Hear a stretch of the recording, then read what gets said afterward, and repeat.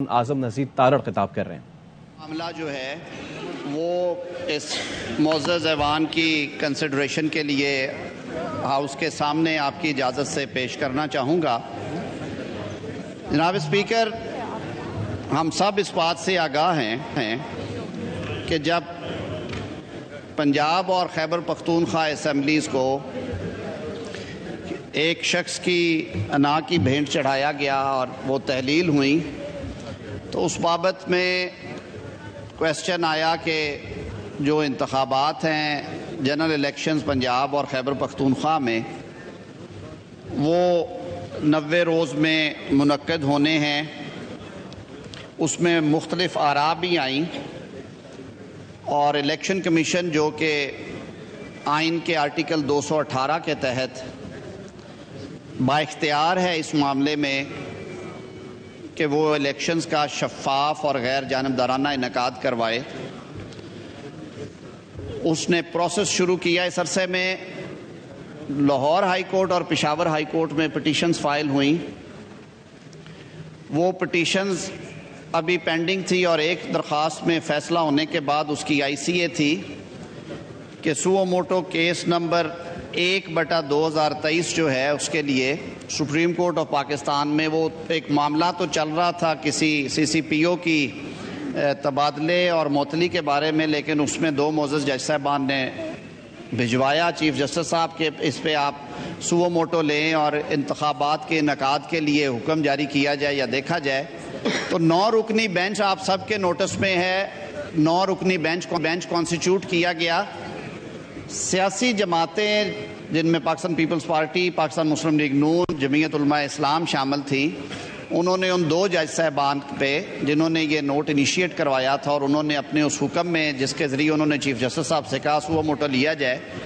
کچھ تفصیل سے لکھ بھی دیا تھا، یعنی اپنا مائنڈ ڈسکلوز کر دیا اور کچھ اور بیک گراؤنڈ بھی تھی۔ تو ان 2 جج صاحبان نے رضاکارانہ طور پہ اس کیس سے علیحدگی اختیار کر لی۔ سٹوری گوز آن جی، اور پھر وہ 7 رکنی بینچ میں سے 4 معزز جج صاحبان نے اکثریتی فیصلہ دیا اور اس میں انہوں نے یہ طے کر دیا کہ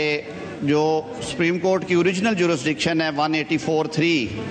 یعنی کہ سو موٹو نوٹس لینا یا از خود جسے کہتے ہیں ہم اختیار استعمال کرنا، یہ کیس اس کے لیے مناسب نہیں ہے، لہٰذا انہوں نے وہ درخواست یا درخواستیں جو اس کے ساتھ منسلک تھی وہ خارج کر دی۔ اس پہ ایک ڈیبیٹ شروع ہوئی کہ جی جو بعد میں 5 رکنی بینچ میں سے 3-2 کی رائے تھی وہ فائق ہوگی یا وہ 4-3 کی۔ قصہ مختصر یہ کہ یہ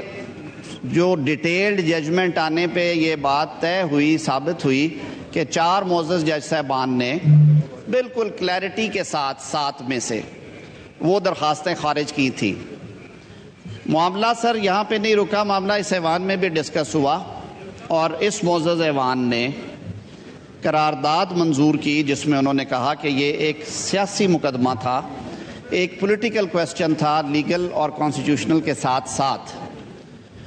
اس کو جس طرح سے ڈیل کیا گیا اس پہ بھی آپ نے اپنے تحفظات کا اظہار کیا، اور پھر اس معزز ایوان نے یہ قرارداد کے ذریعے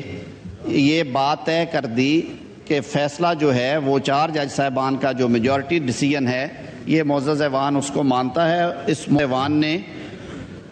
وفاقی حکومت کو بھی یہ ہدایت دی کہ آپ جو اقلیتی فیصلے میں جاری ہدایات ہیں ان پر عمل کرنے کے پابند نہیں ہوں گے اور اس معزز ایوان کی سینس لی جائے گی جب بھی کوئی ایسا معاملہ ہوگا۔ سبسیکوینٹ پروسیڈنگز میں حکم نامہ پھر جاری ہوا کہ وفاقی حکومت 21 ارب روپے کے جو فنڈز ہیں وہ مہیا کرے فیڈرل کنسولیڈیٹڈ فنڈ میں سے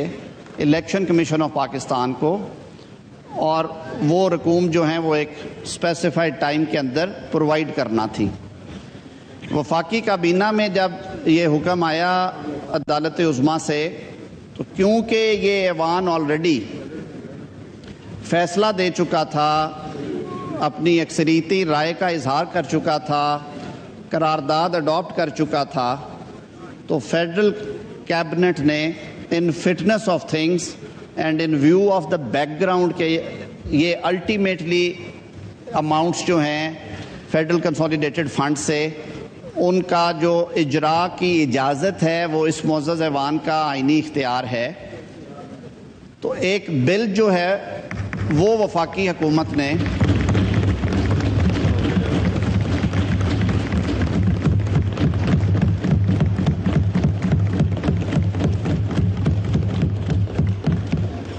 وزارت خزانہ کی سفارش پہ ایک بل جو ہے وہ پیش کیا اس معزز ایوان میں، جس میں آئین کے آرٹیکل 81 کی کلوز ای کے تحت پرپوز کیا گیا تھا کہ یہ جو ایکسپنس ہے اس کو چارجڈ ایکسپنس کے طور پہ ٹریٹ کیا جائے تاکہ پھر وہ ایک مسئلہ حل ہو اور جو ووٹ ہے وہ سپلیمنٹری گرانٹ پہ یا فنڈز کے اجرا پہ وہ اوائڈ ہو سکے. وہ معاملہ قومی اسمبلی کی اسٹینڈنگ کمیٹی برائے خزانہ اور قانون کی منشا کے مطابق سینٹ آف پاکستان کی اسٹینڈنگ کمیٹی برائے خزانہ میں بھی گیا. دونوں کمیٹیز نے یونانیمسلی یہ ریزولو کیا کہ یہ بل جو ہے یہ غیر ضروری ہے، اور ساتھ ہی انہوں نے یہ بھی کہا کہ قومی اسمبلی پہلے ہی قرارداد کے ذریعے یہ کہہ چکی ہے کہ جو 4 جج صاحبان کا اکثریتی فیصلہ ہے ہم اس کو مانتے ہیں اور وہ آئین اور قانون کے عین مطابق ہے. وہ بل اس ہاؤس میں پٹ کیا گیا، پلیس کیا گیا، اور اس معزز ایوان نے وہ بل ریجیکٹ کر دیا. دوبارہ جب یہ معاملہ سپریم کورٹ آف پاکستان کو رپورٹ کیا گیا کہ جی یہ صورتحال ہوئی ہے، اور وزارت خزانہ اور وفاقی حکومت کے جو پرنسپل لا آفیسر اٹارنی جنرل صاحب نے ایک رپورٹ کی شکل میں جب کورٹ کے سامنے رکھا تو کورٹ نے پھر حکم دیا کہ نہیں، یہ اماؤنٹس جو ہیں 21 ارب روپے کی، وہ انہوں نے اسٹیٹ بینک آف پاکستان کو ہدایت کی کہ وہ یہ رقم فیڈرل کنسولیڈیٹڈ فنڈ میں سے اویلیبل کرے گا، اور وزارت خزانہ سے کہا گیا کہ آپ یہ رقم جو ہے الیکشن کمیشن کو بھجوائیں گے اور آپ اس کی ایکس پوسٹ فیکٹو اپروول جو ہے وہ قومی اسمبلی سے لے لیں گے. ایسی صورتحال سے دوچار صورتحال میں قومی اسمبلی کی قائمہ کمیٹی برائے خزانہ نے اس معاملے کا نوٹس لیا. انہوں نے میٹنگ کال کی جس میں انہوں نے مجھے بھی دعوت دی اور لیگل پرسپیکٹو سے میری رائے بھی انہوں نے لی. جناب اسپیکر، اگر ہم آئین کا مطالعہ کریں تو آئین کے آرٹیکل 81, 82, 83, 84 میں، اور بلکہ یہ آرٹیکل 73 سے شروع ہو جاتی ہے ساری اسکیم، ایک چیز جو ہے وہ بالکل کلیئرٹی کے ساتھ درج ہے کہ فیڈرل کنسولیڈیٹڈ فنڈ میں چارجڈ ایکسپنس کے علاوہ، اور چارجڈ ایکسپنس میں نے پہلے اس ایوان میں تفصیل کے ساتھ بیان کیا تھا کہ وہ تنخواہیں اور مراعات ہیں جو کہ سپریم کورٹ آف پاکستان کی، الیکشن کمیشن کی، سینٹ آف پاکستان، قومی اسمبلی، یہ وہ ادارے ہیں جن کے جو رینومریشنز اور جو آفس ایکسپنسز ہیں انہیں ہم نے چارج ایکسپنس میں رکھا ہے آرٹیکل 81 میں. اس کے علاوہ جو بھی رقم مختص ہونی ہے فیڈرل کنسولیڈیٹڈ فنڈ میں، چاہے وہ بجٹ میں ہو یا بعد میں سپلیمنٹری گرانٹ کی صورت میں ہے، وہ اس معزز ایوان کا کلی اختیار ہے کہ اس کی اپروول پرائر یا ایکس پوسٹ فیکٹو اس معزز ایوان نے دینی ہے. کیونکہ یہ آگسٹ ہاؤس آلریڈی اس معاملے کے اوپر اپنی رائے دے چکا تھا، تو اسٹینڈنگ کمیٹی نے وزارت خزانہ کو حکم دیا، اور ان کی تجویز کے اوپر وزارت خزانہ نے وفاقی کابینہ کے سامنے یہ مدعا رکھا. وفاقی کابینہ نے اس کو ڈیلیبریٹ کرنے کے بعد سپلیمنٹری گرانٹ آئین کے آرٹیکل 82 کی کلوز 2 کے تحت طلب کی، اور اس معزز ایوان کے سامنے دوبارہ یہ معاملہ لے کے آئے. دوبارہ اس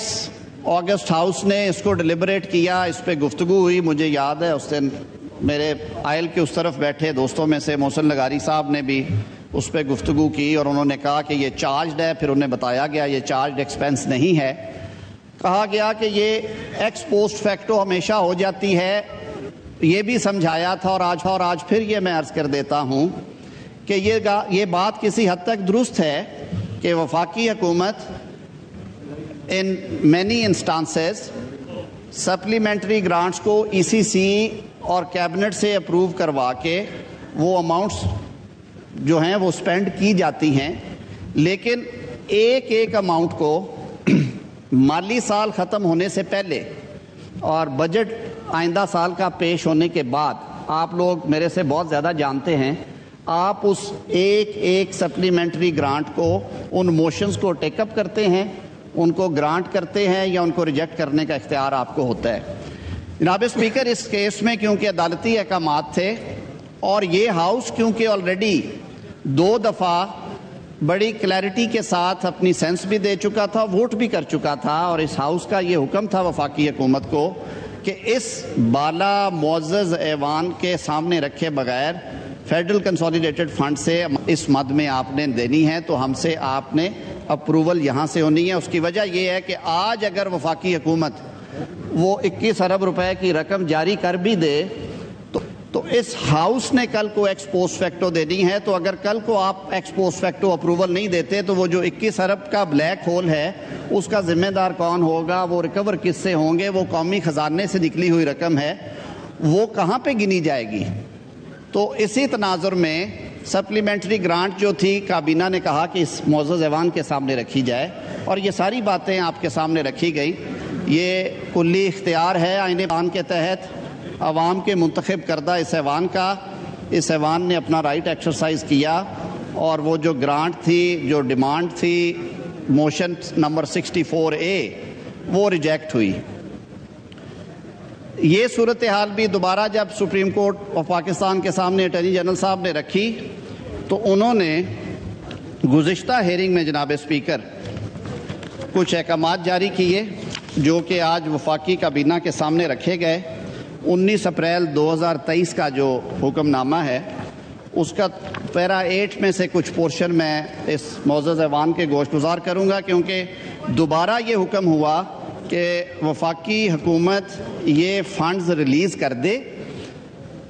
اور جو معاملہ ہے پارلیمان کا اور حکومت کا وہ بعد میں طے ہوتا رہے گا۔ اب میں ذرا آسان سے لفظوں میں بتا رہا ہوں جی،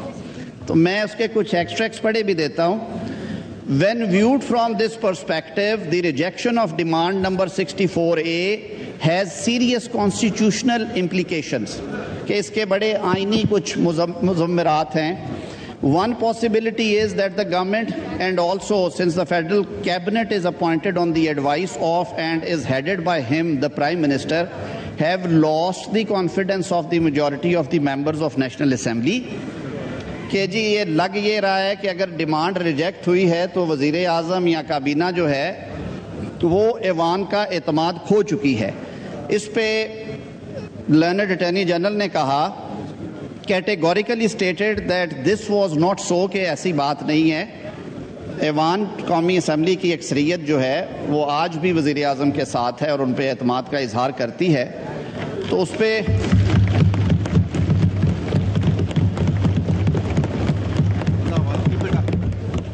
The Federal Cabinet and the Prime Minister have and had at all times the confidence of the majority of National Assembly. For present purposes, we accept this statement made by Learned Attorney General.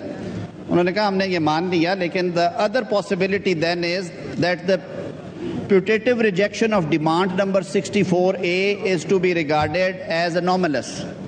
and the resulting situation can be rapidly rectified. پھر انہوں نے پھر حکم دیا کہ اچھا اگر یہ بات ہے تو پھر یہ کس طرح سے ہو گیا، اب اس کو درستگی بھی کی جائے اور اس کو دوبارہ منظور کیا جائے۔ The learned Attorney General fully appreciated the serious constitutional consequences that would flow were the first possibility reflect the correct position. Furthermore, any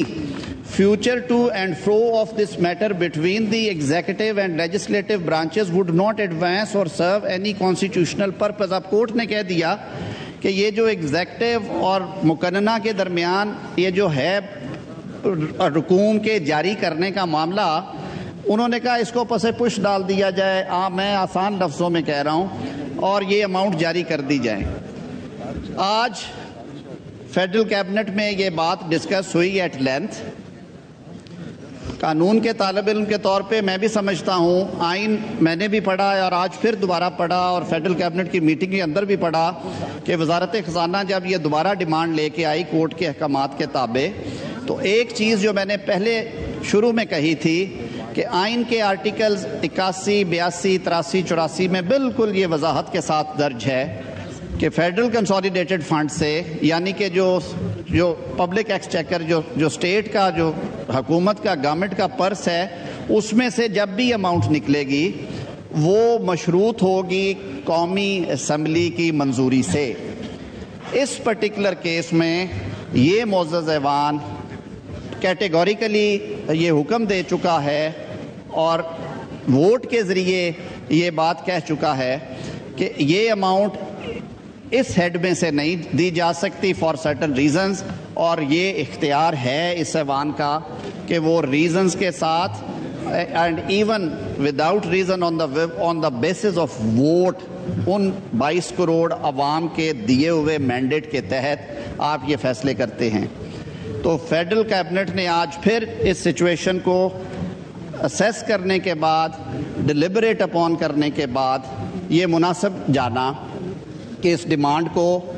for consideration and deliberations آپ کے سامنے رکھا جائے۔ آج ہم اسے کسی بل کی صورت میں نہیں لے کے آئے کیونکہ وہ ایکسرسائز ہم آپشن پہلے کر چکے ہیں۔ میری استدعا یہ ہوگی کہ ان معروضی حالات میں اس معزز ایوان کا یہ آئینی اختیار ہے کہ ایسی سچویشن میں وہ اپنے پہلے کیے ہوئے فیصلوں کی ہی توثیق کرے یا اگر اس پہ نظر ثانی بھی کرنی ہے